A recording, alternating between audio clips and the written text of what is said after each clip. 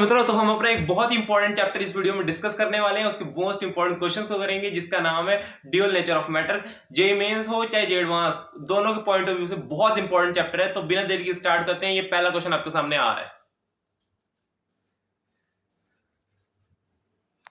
Dual nature का पहला question आपके सामने ट्राई करो।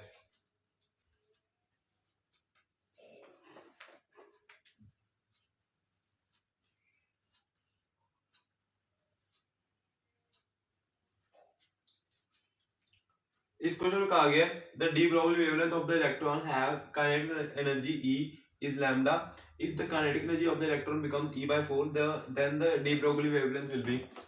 मैं फटाफट थोड़ी सी इसको रिवाइज करवा देता हूँ। K is equal to half m v square होता था, K यानी काइनेटिक एनर्जी है। इसको मैं लिख सकता हूँ P स्क्वायर बाय 2m, है ना, mm से ऊपर जब मल्टीप्लाई डिवाइड करके है, और P बन जाता था √2m k, और हमारी लैम्डा क्या होता है h/p, और यहां से मुझे मिल जाता था h/2m k। ये हमारा एक बहुत इंपॉर्टेंट रिलेशन होता था।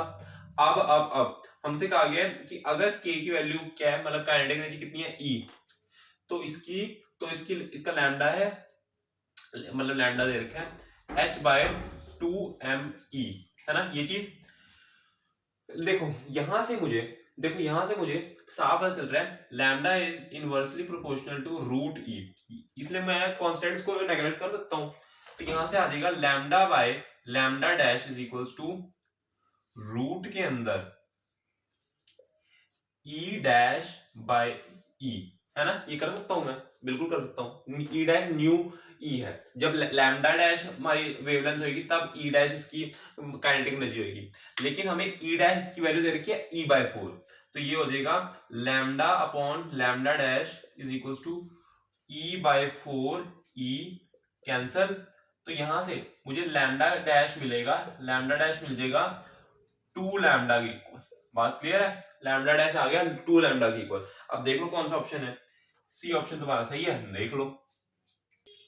अगला क्वेश्चन आपके सामने, इसे ट्राई करो।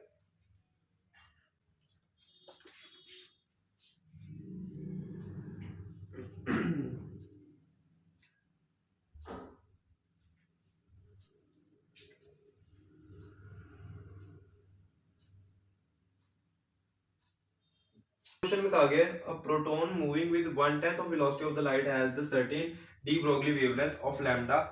An alpha particle having certain kinetic energy has the same de Broglie wavelength lambda.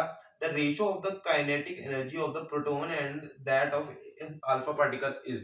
अब बात समझो, एक प्रोटोन है, इसके पास इसकी कुछ, ये जब मूव कर रहा होगा किस स्पीड से, c/10 से। क्या स्पीड ऑफ लाइट अगर मैं c मान रहा हूं तो उसकी 1/10 वेलोसिटी से मूव कर रहा है। मैंने कहा ठीक है।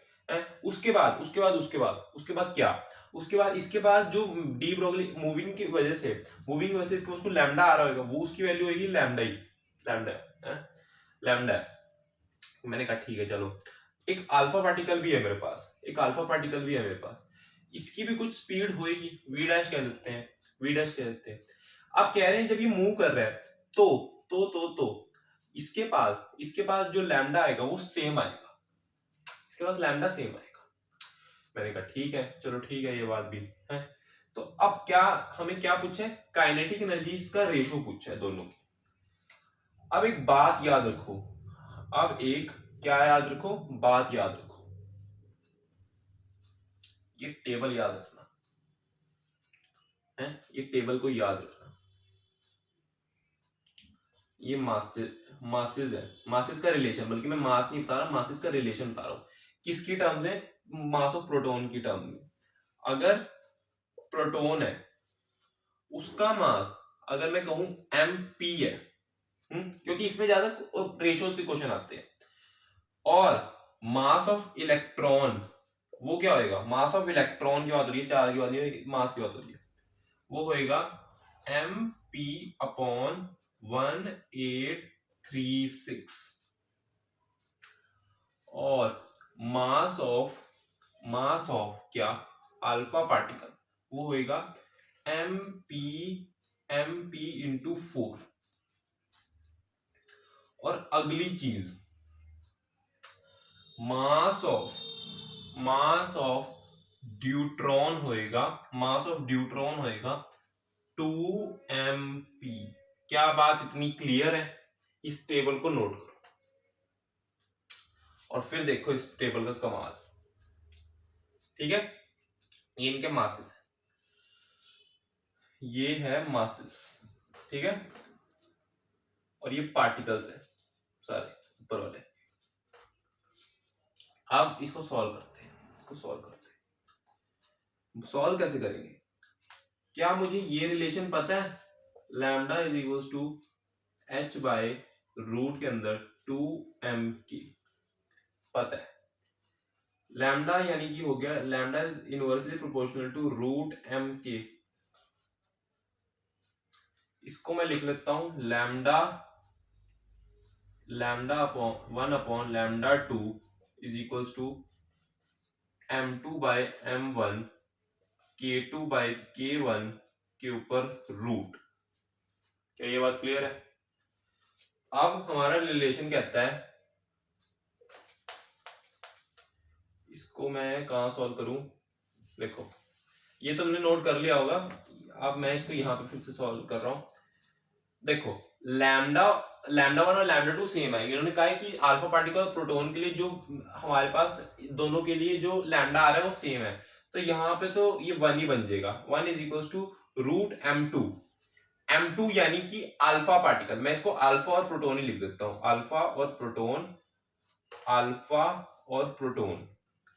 मास ऑफ अल्फा पार्टिकल वो क्या है? Mass of alpha particle 4mp और मास ऑफ प्रोटॉन में कहता हूं mp।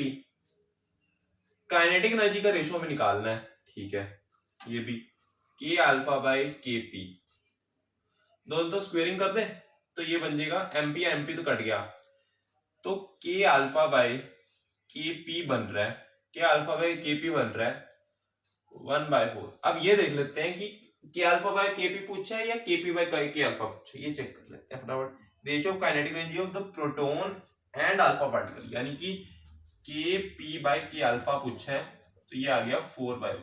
तो कौन सा ऑप्शन सही आ रहा है? ए ऑप्शन सही है। इससे कितने क्वेश्चंस तुम्हारे सॉल्व होंगे देख लो। ये अगला क्वेश्चन आपके सामने ट्राई करो।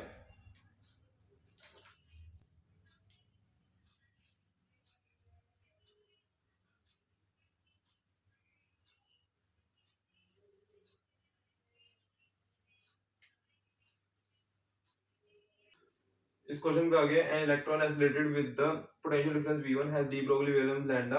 When the potential is changed to V2, the de Broglie wavelength increases by 50%. The value of V1 by V2 is equals to। देखो यहाँ पे हमारे पास इलेक्ट्रॉन के लिए एक फॉर्मूला होता है, इलेक्ट्रॉन के लिए फॉर्मूला बनता है lambda is equals to root के अंदर 150 बाई वी। प्रोटॉन के लिए बनता है, ये सारे फॉर्मूला याद करके जाना, वहां पे मैथ्स में तुम्हें बहुत टाइम लगता है, तुम्हारा बहुत समय बचेगा, वहां पे कैलकुलेट करने मत बैठ जाना, ये याद करके जाना। Lambda is equals to root के अंदर 0.081 अपॉन वी। ड्यूट्रॉन के लिए होता है, इस पर ही होते हैं ड्यूट्रॉन, ठीक है। Lambda is equals to root के अंदर 0.04 अपॉन वी, और क्या बचा? Alpha particle.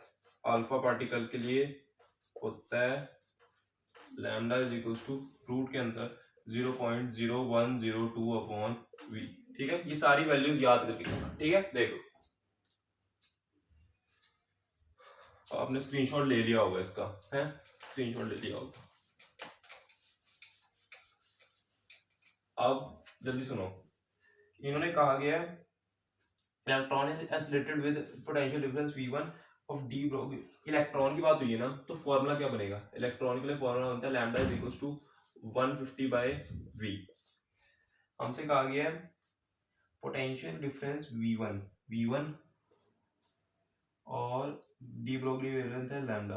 Potential difference V2, de Broglie wavelength changes by 50%, changes by 50%, यानी इसमें चेंज इंक्रीजेस बाय 50%, यानी कि इसका क्या बन रहा है? ये बन रहा है 1.5 लैम्डा। 50% इंक्रीज हो रहा है, 100% में 50% इंक्रीज हो रहा है, यानी 150% एक तरह का बन रहा है, तो वो बनेगा 1.5 लैम्डा है। 150% ऐसे लिखते हैं क्योंकि हम इसे रेशियो में लिखेंगे ना, अभी 50% तो लिखेंगे 150%, या तो तुम कहो 50% का इंक्रीज आ रहा है तो 150%, और 150% का मतलब होता है 150/100, तो ये क्या बन रहा है 1.5 तो बन रहा है 1.5 लैम्डा। यस, ठीक है, तो ये बन रहा है 150/V2, 1 बाय, इसका रेशियो ले लेंगे 1/1.5 रूट के अंदर V2/V1, ये बनेगा, ये जब मैं इसे 1.5 को लिखूंगा 15/10, ये बन जाएगा 10/15 रूट V2/V1 कट 2/3, जब स्क्वायर ले लेंगे तो बनेगा V2/V1 इज इक्वल्स टू 4/9। तो अब रेशियो कैसे पूछे इन्होंने, V1/V2 पूछे, V1/V2 आ जाएगा 9/4। क्या बात क्लियर है? तो कौन सा ऑप्शन सही आ रहा है? बी ऑप्शन तुम्हारा बिल्कुल सही है। देखो ये अगला क्वेश्चन आपके सामने है, ट्राई करो।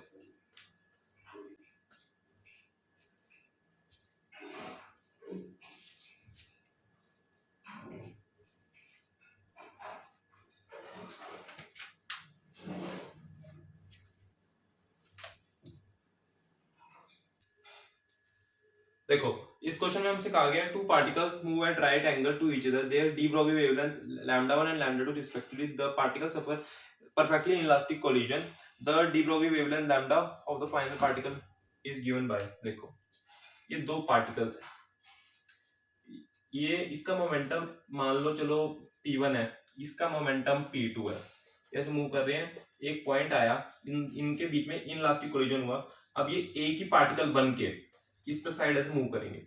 अगर इसका इसका ये P1 था, है इसका P1 था, अब मैं ये P1 के टर्म्स में क्यों ले रहा हूँ, क्योंकि मुझे एक लैम्डा में एक इक्वेशन पता है, lambda is equals to h/p, है ना, ये वाला रिलेशन हमें पता है। अब ये ऐसे जब मूव कर रहा होगा तो हम पढ़ते हैं जब दो राइट एंगल पे मूव कर रहे होते हैं, फिर इसके बाद टकरा के एक साथ बनके ऐसे मूव कर रहे हैं, तो उनका मोमेंटम फाइनल वाला आता है p1² प्लस p2², यही आता है। अब यहां से p मुझे मिल जाएगा h/λ। एक काम करते हैं फिर, यहां पे p फाइनल मैं निकाल लेता हूं, p फाइनल मुझे मिल जाएगा h² प्लस h²/λ2², ये आ जाएगा h² को कॉमन निकालेंगे 1/λ1² प्लस अपॉन 1/λ2², ठीक है। तो यहां से हमें क्या निकालना है, हमें निकालनी है लैम्डा की वैल्यू, लैम्डा आ जाएगा h/p फाइनल, लैम्डा फाइनल निकाल लो, कहो। अब ये आ जाएगा, देखो ये जब मैं इसे यहाँ रखूँ तो एच तो अपने आप ही कट जाएगा, और मेरे पास रह जाएगा क्या 1/1 रूट के अंदर 1/λ1² प्लस 1/λ2², ये चीज बनेगी है, ये चीज बनेगी। अब यहां से मुझे इसको थोड़ा सा, यहाँ इस इक्वेशन को सही करना पड़ेगा, तो उसके लिए मैं क्या करूंगा, दोनों तरफ स्क्वेयरिंग कर दूंगा, दोनों तरफ स्क्वेयर कर दूंगा, ये बन जाएगा 1/λ1² अपॉन 1/λ2²। अब क्रॉस मल्टीप्लाई करेंगे तो यहां से बनेगा 1/λ1 का स्क्वायर प्लस 1/λ2 का square is equal to 1/λ final का स्क्वायर, है ना। ये इक्वेशन मुझे जहां भी दिख रही है उसको मैं मार्क कर दूंगा, तो मुझे दिख रही है ए ऑप्शन में, वहां पे लैम्डा फाइनल जगह लैम्डा से लिखा हुआ है, तो वही है वहां, ठीक है। ये अगला क्वेश्चन आपके सामने है, ट्राई करो।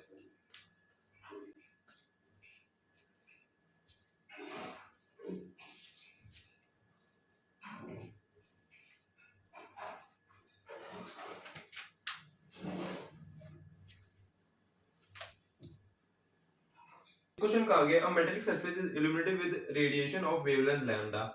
The stopping potential is V0. If the same surface is illuminated with radiation of wavelength 2 lambda, the stopping potential becomes V naught by 4. The threshold wavelength of the for this metallic surface will be. बढ़िया, देखो photoelectric effect की equation बोलती है E is equals to 5 plus KE, है ना, यही कहती है। अब यहाँ पे हमारे पास पूछा गया है metallic surface illuminated with radiation of wavelength lambda. Lambda के बारे में बात करिए, अगर मैं इसको अगर लैम्डा की बात करिए तो इसको लैम्डा के टर्म्स में लिख देते हैं ना, hc by lambda is equals to, चलो फाई को भी फाई रहने देते हैं, अगर जरूरत पड़ी तो फाई को लिखेंगे, इसको लिख देते हैं के ई। वेलोसिटी की बातें नहीं करी, मास की बातें नहीं करी, तो के ई को के ई रहने देते हैं। ये के ई दे रखे हैं इन्होंने, स्टॉपिंग पोटेंशियल दे रखा है इन्होंने, स्टॉपिंग पोटेंशियल दे रखा है, इसका मतलब इसे हमें ई वी नॉट लिखना पड़ेगा, है ना, हमें ये फॉर्मूला पता है काइनेटिक एनर्जी का, ई वी नॉट लिखना पड़ेगा इसे। ठीक है, जो इक्वेशन दे रखा है उस हिसाब से इक्वेशन को हमें चेंज करना पड़ता है। ठीक है, ये पहला केस 1। अब हमसे क्या कहा गया, हमसे अब क्या कहा गया, if the same surface is illuminated with radiation of wavelength same surface, इसका मतलब इसका फाई चेंज नहीं होएगा, फाई चेंज नहीं होएगा है? लेकिन इसकी जो वेवलेंथ है, इसमें जो वेवलेंथ यूज हो रही है वो 2 लैम्डा हो गई है, केस 2 वाला में hc बाय लैम्डा 2 नहीं 2 लैम्डा, सॉरी 2 लैम्डा 5। और क्या पूछे, the stopping potential of becomes v naught by 4। अच्छा, स्टॉपिंग पोटेंशियल हो गया v नॉट बाय 4। अब हमसे पूछा कि ये अब ये भी आ जाए, the threshold wavelength, threshold wavelength, okay, यानी कि यही पूछा हमसे, थ्रेशोल्ड वेवलेंथ पूछी है, तो इसको मुझे लिखना पड़ेगा hc by lambda not, hc by lambda not, हमें लैम्डा नॉट निकालना है। ठीक है, हमें लैम्डा नॉट निकालना है, तो क्या करें, कुछ ऐसा हो जाए कि सिर्फ नंबर्स बचे या फिर लैम्डा नॉट बचे, कुछ ऐसा करना पड़ेगा। तो क्या करें, कुछ अच्छा सा रेशो लेते हैं इसको, क्या इसको किसके टर्म्स में दे रखा है, लैम्डा के टर्म्स में दे रखा है। तो एक काम करते हैं, इसको लिख रहा हूं मैं hc बाय लैम्डा नॉट को इधर लेके जाओ, hc बाय लैम्डा नॉट को इधर लेके जाओ और hc को कॉमन निकाल लो, ये आ जाएगा 1 by lambda minus 1 by lambda naught equals E v not, और ये लिखा जाएगा hc 1 बाय लैम्डा नहीं 2 lambda minus 1 by lambda naught e v naught by 4। ठीक है, यहाँ पे रेशो लो, ये बन जाएगा 1 by lambda minus 1 by lambda naught 1 by 2 lambda minus 1 by lambda naught equals 1 by 1 upon 4, और 4 ऊपर चला जाएगा तो ये बन जाएगा 4। ठीक है, इसको थोड़ा सॉल्व करेंगे, ये आएगा 1 by lambda minus 1 by lambda naught is equals to 2 by lambda minus 4 by lambda naught. Lambda naught को एक साइड लेके आओ और लैम्डा नॉट टर्म्स को एक साइड लेके आओ, तो ये बन जाएगा 3 bye lambda naught equals 1 by lambda. तो सॉल्व करने पे बन जाएगा, होप आपने देखो यार ये थोड़ा सा ना इधर उधर हो गया, ये मैं पहले यहाँ पे सॉल्व किया, फिर यहाँ पे हम आए, नीचे गए, यहाँ पे भी इधर आए, अब मैं ऊपर की चीज को रब कर रहा हूँ, किसी ने नोट करना कर लो।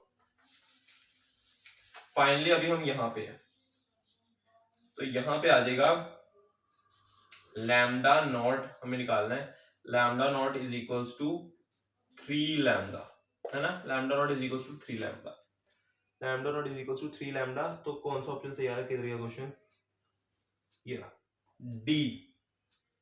डी सही है, देखो 3 लैम्डा डी सही है। देखो अगला क्वेश्चन आपके सामने, ट्राई करो,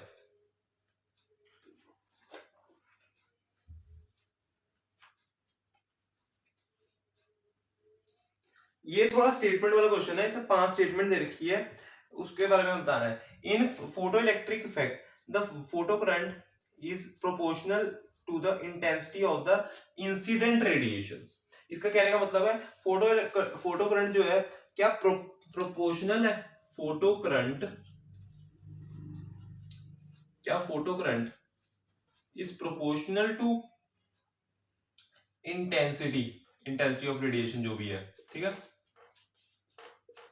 तो ये बात सही है, जितने फोटो करंट जो है वो क्या नाम है, जो इंटेंसिटी है उस पर डिपेंड करता है, अच्छे से डिपेंड करता है। तो ये बात सही है। Maximum kinetic energy, maximum kinetic energy actually photo current क्या होता है, जो फोटोन्स का मतलब करंट टाइप निकल रहा होता है, फ्लो फोटोन्स वगैरह वो होता है। अब जितने ज्यादा फोटो करंट होंगे, जितनी ज्यादा फ्लो फोटोन्स वगैरह होंगे, उतनी इंटेंसिटी बनेगी, ये बात सच है। Maximum kinetic energy with which photo current electrons are emitted depends on intensity। क्या काइनेटिक एनर्जी डिपेंड करती है किस पे, है किस पे, क्या डिपेंड करती है, इंटेंसिटी पे ना भाई ना। क्या नाम है, काइनेटिक एनर्जी फ्रीक्वेंसी पे डिपेंड करती है, लेकिन इसका इससे कुछ लेना देना नहीं है, तो ये बात गलत है। Maximum kinetic energy with which photo electron are emitted depends on frequency. जो मैक्सिमम काइनेटिक एनर्जी होती है, क्या वो डिपेंड करती है फ्रीक्वेंसी पे? हाँ बिल्कुल, ये बात सही है, ये बात सही है, ठीक है। और अगली चीज कही गई है, the emission of photo electron requires minimum threshold intensity. Threshold intensity, ये तो कोई बात ही नहीं बनी। तो क्या नाम है, थ्रेशोल्ड इंटेंसिटी, फोटो इलेक्ट्रॉन्स का एमिशन क्या डिपेंड करता है किस पे, डिपेंड ऑन थ्रेशोल्ड इंटेंसिटी। ऐसा कुछ नहीं होता, ये बात बिल्कुल गलत है। थ्रेशोल्ड इंटेंसिटी, या तुम फ्रीक्वेंसी कहो, तुम थ्रेशोल्ड वेवलेंथ कहो, ये इंटेंसिटी क्या होता है, ठीक है। Maximum kinetic energy of the photo electron is independent of, maximum kinetic energy is independent of frequency. ये बात अभी तो हम कह के आ रहे हैं कि मैक्सिमम काइनेटिक एनर्जी फ्रीक्वेंसी पे डिपेंड करती है, तो पांचवी बात तो अपने आप ही गलत होगी, पांचवी बात अपने आप गलत होगी। तो कौन सा सही आ रहा है, ये ए है और ये सी है, तो ए और सी हमारा सही है। तो कौन सा ऑप्शन ऐसा सही है, ए ऑप्शन सही है। देखो ये अगला क्वेश्चन आपके सामने, ट्राई करो।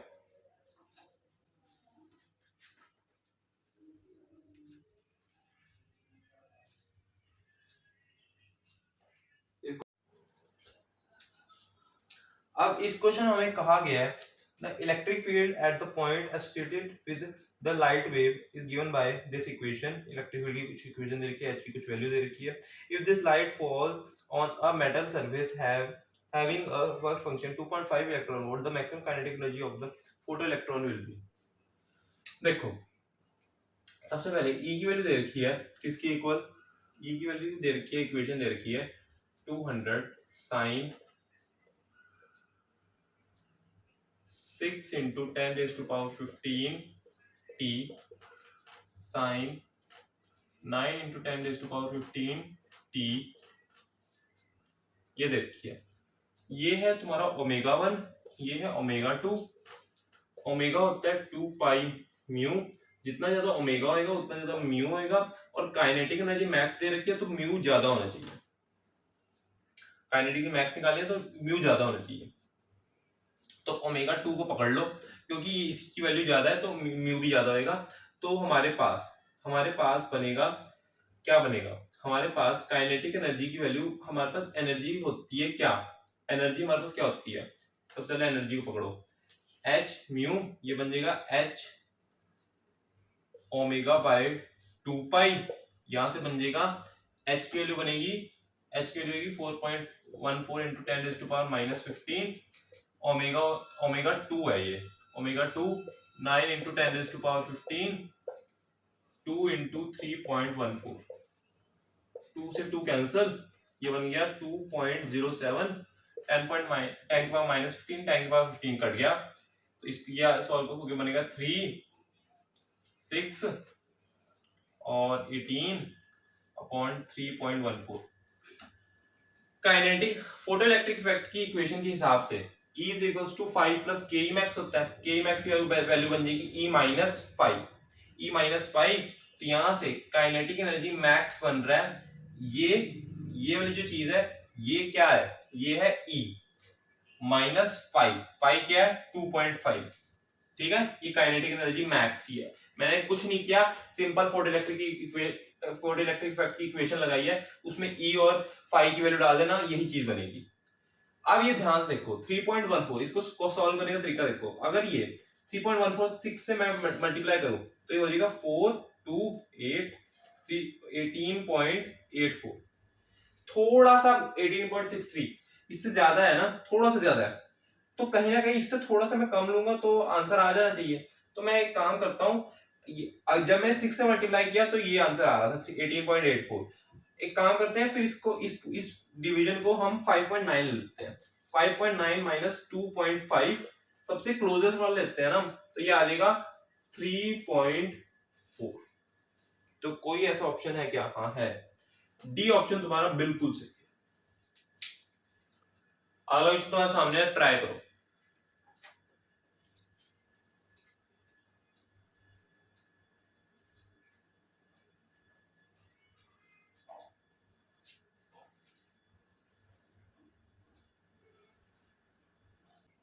इस क्वेश्चन में कहा गया है, a source of monochromatic light liberates 9 into 10 to the power 20 photons per second with wavelength 600 newton meter with when operated at 400 watt. The number of photons emitted per second with wavelength of 800 newton meter by the source of monochromatic light operating at the same power will be। अब देखो, power होती है क्या? Energy upon time. Energy होती है हमारे इस chapter में एच सी बाय लैम्डा, ये हो गया टी। लेकिन हमसे फोटोन्स की बातें भी करी हैं, सिर्फ एक नहीं है, तो ये एन साथ में लिख लेंगे, number of photons, N H C by lambda. लेकिन हमें इस क्वेश्चन में दे रखा है number of photons per second, number of photons per second, सिर्फ नंबर ऑफ फोटोन्स भी, तो इन्होंने एक्चुअली एन बाय टी की बात करी है। तो एक काम करते हैं, इसको मैं एन टी लिख लेता हूं। अब एन और टी को मिला के मैं एन टी लिख, ठीक है, N T H C by lambda. क्या इतनी बात क्लियर है? अब इन्होंने कहा गया है कि दोनों केस में पावर जो है वो सेम है, ऑपरेटेड एट सेम पावर क्या रखे। तो एक काम करते हैं, दोनों को इक्वेट कर देते हैं, power 1 is equal to power 2। ये कर दो यार, रेशियो ले लेना, तुम्हारी मर्जी है। ये आ जाएगा N T 1 H C by lambda 1 is equal to N T 2 H C by lambda 2। ठीक है, एच सी गया, एच सी और एच सी दोनों गए, तो यहां से एन टी वन कितना है? एन टी वन कितना है? 9 into 10 raise to power 20, 9 into 10 raise to power 20। क्या लैम्डा वन दे रखा है? बिल्कुल दे रखा है, 600। एन टी टू हमें निकालना है, लैम्डा टू कितना दे रखा है? 800। ये गया, ये बन गया 3, ये हो गया 4, 3 से 9 गया, ये बन गया 3, 4 इधर गया, तो एन टी टू बन रहा है 12 इंटू 10 रेज टू पावर 20। ठीक है, नंबर ऑफ फोटोन्स पर सेकंड की इसमें वैल्यू आ रही है 12 इंटू 10 रेज टू पावर 20। तो कौन सा ऑप्शन सही आ रहा है? तुम्हारा ये ऑप्शन सही आ रहा है, नोट करो। अगला क्वेश्चन तुम्हारे सामने है, ट्राई करो।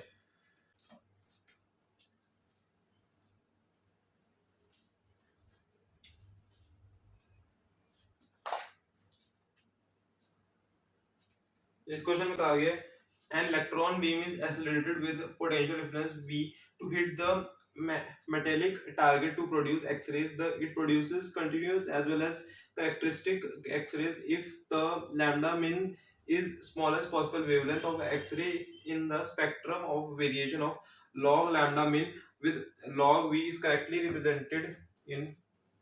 देखो, इससे मैं एक फॉर्मूला भी एक रिवाइज करवा देता हूँ। देखो, lambda min is equals to, lambda min is equals to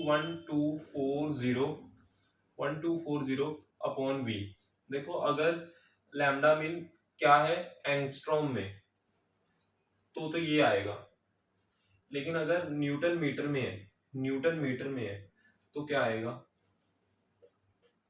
lambda मिन 1240 ये आता है।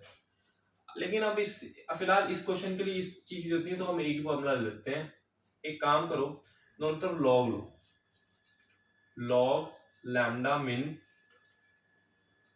ये आ जाएगा लॉग 1240 माइनस लॉग वी, इसको ढंग से लिखो, log lambda min minus log V plus log 1240,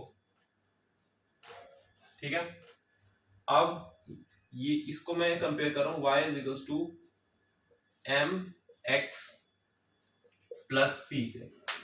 m है तुम्हारा -1, c है तुम्हारा log 1240।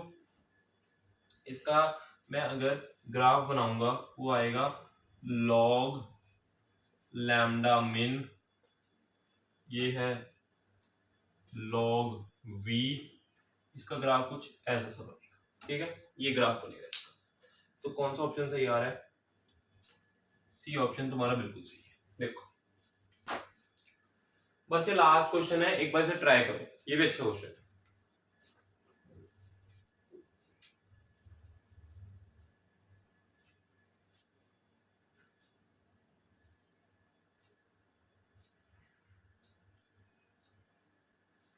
इस क्वेश्चन में कहा गया है in photo electric effect experiment the graph of the stopping potential V versus reciprocal of wavelength, ठीक है, the obtained is shown in the figure as intensity of the incident radiation is increased। बात समझ, हमसे सबसे पहले तो इस कैसा ग्राफ बना है ये मैं समझ लेते हैं। पोटेंशियल डिफरेंस हमारे पास E is equals to phi plus K E होता है, तो हमसे पोटेंशियल डिफरेंस की बातें करिए ना, स्टॉपिंग पोटेंशियल, ठीक है। तो फाई क्या होता है? H C by lambda naught, E क्या है, और 1/लैम्डा में आई थिंक दे रखा है ऑब्टेन वर्सेस, तो इसका काम करते हैं, इसको फाई रखते हैं, जबकि बात ही नहीं करी तो क्यों इसको ऐसे लिखें, H C by lambda plus E V. जब इन्होंने कहा है, अगर इन्होंने कहा है कि v हमारा y एक्सिस पे है, तो इसको इसी फॉर्म में लिखो। एक काम करो, पूरी इक्वेशन को e से डिवाइड करो,